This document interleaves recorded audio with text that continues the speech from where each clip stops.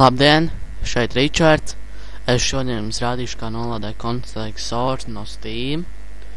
Tādēļ jums redz, es tikko nolādēju. Es šite piespiežu atvērt mapi, turpināt. Jūs redzēt šeit Counter-Strike Source. Piespiežat.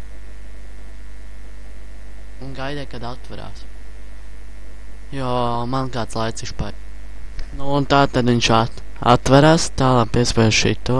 Te piespiež Games Counter-Strike Source. Tagad te kaut kas nav pareizi, jums jāizmaina.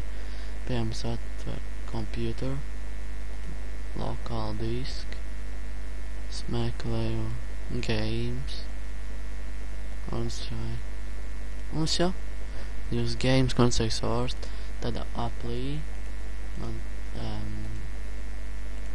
jā, šies tādēļ, te es nemāku lasīt, piespiežu čeksīt.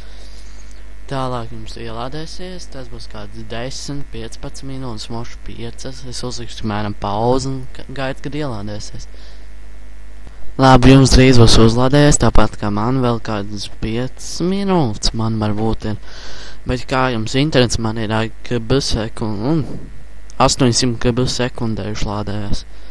Es nezinu kā jums, bet jums uz 3 reiz ātrāk. Labi, jūs redzat, ja ir jau pie beigām, tad tūlīt būs uzlādējies, bišķi jāpagaida.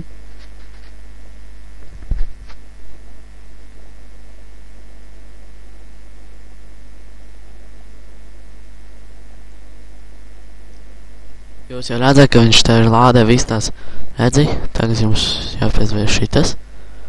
Pēc kaut ko viņš uzmeta man to spēli, pagaidiet. Ok. Tālāk. Un tagad viņš te parādīja reinstall.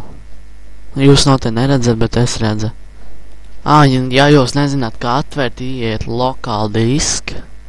Jūs redzat games, Counter-Strike parastais un no Steam reku spēle. Un tā jūs join un viss. Un tas bija.